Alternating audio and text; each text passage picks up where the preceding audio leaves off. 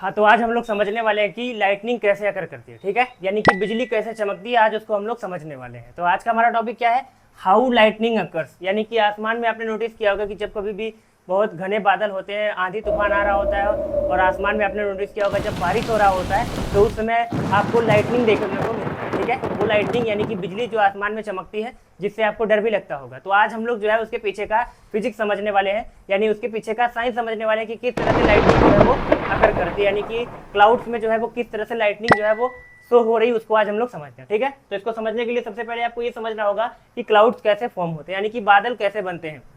तो आइए इसको समझते हैं, ठीक है। तो होता ही है कि देखो, जब समुद्री जल जो होता है, जो समुद्र के अंदर वाटर होता है, फिर जो ग्राउंड के ऊपर जो वाटर होता है, वो वाटर क्या करता है, जैसे ही सन की लाइट उस पर पड़ती है तो वो जो वाटर होता है वो इवेपोरेट करता है, ठीक है। यानी कि ग्राउंड पे जितना भी पानी होता है, जितना भी वाटर होता है, वो सन की लाइट से क्या होता है, सन की लाइट जो होती है उसमें हीट होता है, उस हीट की वजह से क्या करता है, जो ग्राउंड वाटर होता है वो इवेपोरेट करता है, उसका वाष्पीकरण होता है, ठीक है। तो जब जो वाटर है वो इवेपोरेट करता है तो धीरे धीरे ये वाटर ड्रॉपलेट जो है ये ऊपर की तरफ लिफ्ट करते हैं, ऊपर की तरफ उड़ते हैं, ठीक है।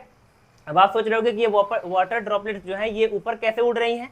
तो देखो यार, आप वाटर ड्रॉपलेट को वाटर की ड्रॉप जैसा मत समझो, ठीक है। ये वाटर ड्रॉपलेट जो होती है बहुत छोटी होती है, इतनी छोटी होती है कि इनके पास वो एनर्जी होती है कि ये जो है ग्रेविटी को जो है कैंसिल करके ये क्लाउड जो है बनाने के लिए ऊपर की तरफ उड़ सकते हैं। बहुत छोटी ड्रॉप्स होती हैं। तो ये वाटर ड्रॉपलेट्स क्या होती है, जैसे जैसे ये ऊपर की तरफ जा रही होती है, स्काई में ऊपर की तरफ जाती है, वैसे वैसे क्या होता है, इनका टेम्परेचर ड्रॉप करता है। और जैसे जैसे इनका टेम्परेचर ड्रॉप करता है वैसे वैसे ये वाटर ड्रॉपलेट जो होती है वो ठंडी होती है। तो जब ये वाटर ड्रॉपलेट ठंडी होती है तो धीरे धीरे क्या होता है, इसमें आइस के क्रिस्टल बनने लगते हैं, ठीक है। और जब आइस क्रिस्टल और वाटर ड्रॉपलेट जो है एक साथ कंबाइन होते हैं तो उसको हम लोग जो है बोलते हैं क्लाउड, यानी कि बादल बोला करते हैं हमको, ठीक है। तो ऐसे जो है वो क्लाउड फॉर्म होता है। अब आपको समझ में आ रहा है कि क्लाउड के अंदर आपको दो चीजें मेजर दिखाई दे रही हैं, क्या क्या, एक तो वाटर ड्रॉपलेट और दूसरा आपका जो है वो आइस क्रिस्टल। अब होता यह है कि जब कभी भी आंधी का मौसम होता है, थंडर स्टॉर्म आता है, आंधी तूफान आता है, तो उस समय क्या होता है, ये जो क्लाउड्स हैं ये आपस में रब करते हैं, रगड़ते हैं, कोलाइड करते हैं, और इस कोलिजन के दौरान यहाँ पर जनरेट होता है इलेक्ट्रिसिटी, यानी कि चार्ज जनरेशन होता है। तो ये कैसे हो रहा है उसको समझो जरा। जब भी आपस में क्लाउड जो है वो आपस में कोलाइड करते हैं तो कोलाइड करने से क्या होता है, अब यहाँ पर वाटर ड्रॉपलेट और आइस क्रिस्टल आपस में कोलाइड करते हैं और कोलिजन के दौरान ये होता है, वहां पर फ्रिक्शन होता है, और फ्रिक्शन से क्या होता है कि यहाँ पर चार्ज डेवलप होता है, ठीक है।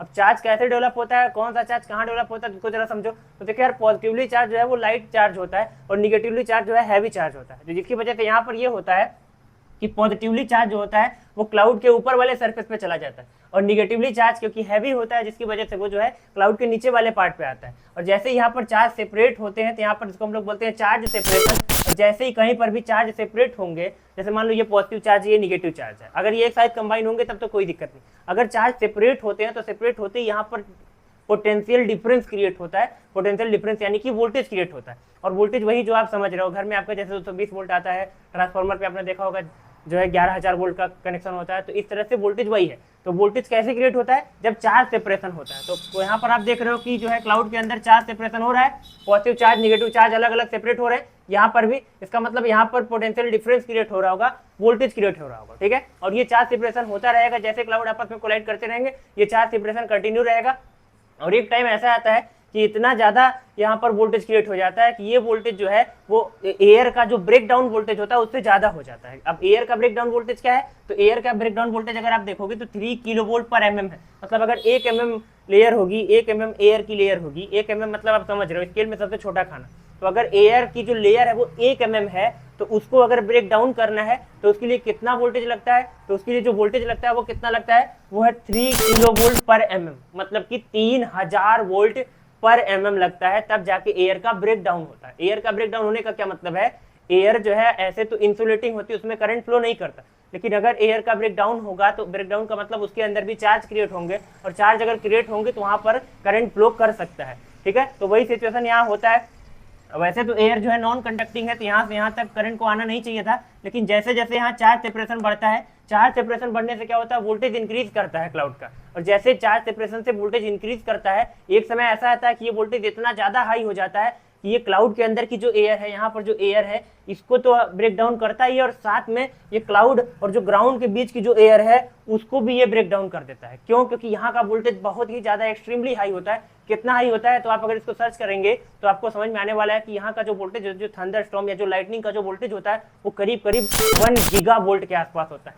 1 गीगा वोल्ट का मतलब 10 की पावर 9 वोल्ट। इसको आप इमेजिन कर सकते हैं ये कितना ज्यादा है। तो जिसकी वजह से क्या होता है, यहाँ पर जो है वो यहाँ एटमॉस्फेयर की जो एयर होती है वो भी कंडक्टिंग होने लगती है, उसका भी ब्रेकडाउन हो जाता है। जिसकी वजह से ये होता है कि यहाँ से देखो होता ये है कि यहाँ पर निगेटिव चार्ज, यहाँ पर पॉजिटिव चार्ज। अब हाई वोल्टेज की वजह से क्या होता है, यहाँ पर ये चार्ज आपस में कैंसिल करते हैं। ठीक है, जब चार्ज आपस में कैंसिल करते हैं तो इस दौरान क्या होता है, वहां पर लाइटनिंग क्रिएट होती है। जैसे हमने क्या बोला, जैसे ये पॉजिटिव चार्ज है, ये निगेटिव चार्ज है। ठीक है, जैसे ये सेपरेट होंगे तब तो यहाँ पर वोल्टेज यानी पोटेंशियल डिफरेंस क्रिएट होगा। जैसे ये कंबाइन करेंगे, कंबाइन करने से क्या होगा, ये न्यूट्रल होते हैं। न्यूट्रल होते ही क्या होगा, यहाँ पर एनर्जी रिलीज होती है जिसको हम लाइटनिंग के फॉर्म में देखते हैं, और साउंड के फॉर्म में भी सुनाई देता है। जब बिजली कड़कती है तो हमको साउंड भी सुनाई देता है और लाइटनिंग भी दिखती है। ठीक है, तो यहाँ पर यही लॉजिक हो रहा होता है। तो अगर इसको यहाँ ध्यान से समझोगे तो यहाँ पर ब्रेकडाउन वोल्टेज क्या होता है, ब्रेकडाउन मैंने वोल्टेज आपको बताया।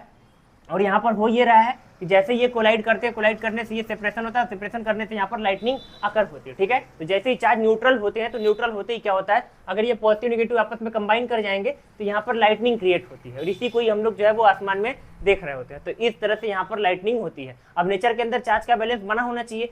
ठीक है, न्यूट्रल, हर चीज को न्यूट्रल होना चाहिए। इसलिए यहाँ पर जब कोलिजन के दौरान जब चार्ज क्रिएट होते हैं तो वो न्यूट्रल होते हैं, और जब न्यूट्रल होने की कोशिश करते हैं तो इस दौरान लाइटनिंग क्रिएट होती है। ठीक है, और कई बार क्या होता है, देखो यार लाइटनिंग जो है वो कई तरह की होती है। एक होती है इंट्रा क्लाउड लाइटनिंग, एक होती है क्लाउड टू क्लाउड लाइटनिंग, और एक होता है क्लाउड टू अर्थ लाइटनिंग। ठीक है, इंट्रा क्लाउड लाइटनिंग क्या होती है, इंट्रा क्लाउड में क्या होता है कि एक ही आपका जो क्लाउड होगा, इसी क्लाउड के अंदर ही लाइटनिंग होगी। यहाँ पर लाइटनिंग आपको देखने को मिलेगी ऐसे। ठीक है, उसी क्लाउड के अंदर ही लाइटनिंग अगर देखने को मिलती है तो ऐसी लाइटनिंग को हम लोग बोलते हैं इंट्रा क्लाउड लाइटनिंग। ठीक है, और दूसरा होता है क्लाउड टू क्लाउड लाइटनिंग। इसमें क्या होता है, इसमें एक क्लाउड का दूसरे क्लाउड से जो होता है वो डिस्चार्ज होता है। जब यहाँ पर ये चार्ज इस चार्ज से न्यूट्रल होता है तो एक क्लाउड से दूसरे क्लाउड के बीच में भी लाइटनिंग देखने को मिलती है। ठीक है, और तीसरा जो लाइटनिंग होता है वो होता है क्लाउड टू अर्थ लाइटनिंग। तो देखो अर्थ में भी लाइटनिंग कभी कभी आती है, और अगर ये किसी के ऊपर गिर जाती है लाइटनिंग तो वहां पर काफी नुकसान हो सकता है। तो आपने भी देखा होगा अपने आसपास कई बार बिजली जो है वो आसमान से नीचे भी उतर आती है आपसे मुलाकात करने।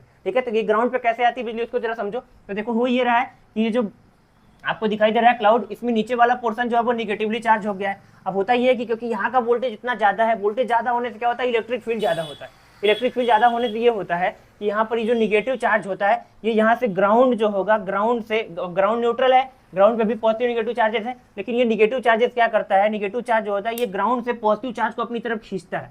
इधर निगेटिव चार्ज, इधर निगेटिव पॉजिटिव दोनों। अब निगेटिव पॉजिटिव को अट्रैक्ट करता है तो यहाँ पर निगेटिव चार्ज ग्राउंड से पॉजिटिव चार्ज को खींचता है अपनी तरफ। तो जब ये पॉजिटिव चार्ज को खींचता है तो ग्राउंड का जो ऊपर वाला सरफेस होता है, ग्राउंड का जो ऊपर वाला लेयर होता है वो पॉजिटिवली चार्ज हो जाता है, और यहाँ पर निगेटिव चार्ज। अब ये निगेटिव चार्ज और ये पॉजिटिव चार्ज, अब अगर वोल्टेज बहुत हाई होगा, 1 गीगा वोल्ट के आसपास होगा, तो यहाँ पर भी जो एयर, यहाँ पर क्लाउड और जो ग्राउंड है उसके बीच का जो ये एयर है ये भी क्या होगी, ये ब्रेक डाउन हो जाएगी। यहाँ पर भी चार्जेस आ जाएंगे, और चार्जेस की वजह से यहाँ पर भी करंट फ्लो कर जाएगा, और जैसे ही करंट फ्लो करेगा ये पॉजिटिव और निगेटिव चार्ज आपस में कंबाइन करेंगे, और जैसे ही कॉम्बिनेशन होगा वैसे ही वहां पर जो है लाइटनिंग आपको देखने को मिलने वाली है। ठीक है, तो कुछ इस तरह से जो है लाइटनिंग आपको देखने को मिलती है। बाकी लाइटनिंग को पूरा कंसेप्ट समझने के लिए आपको मैंने यहाँ पर 3 तरह से इसको समझाया। यहाँ पर 3 फिनोमेना होता है, एक होता है चार्ज सेपरेशन, एक होता है ब्रेक डाउन वोल्टेज, और स्टैटिक इलेक्ट्रिसिटी। ठीक है, स्टैटिक इलेक्ट्रिसिटी यानी कि जब चार्जेस आपके रेस्ट पर होते हैं तो उस समय की सिचुएशन है। ठीक है, तो ये था लाइटनिंग के पीछे का लॉजिक। उम्मीद करता हूँ आपको समझ में आया होगा।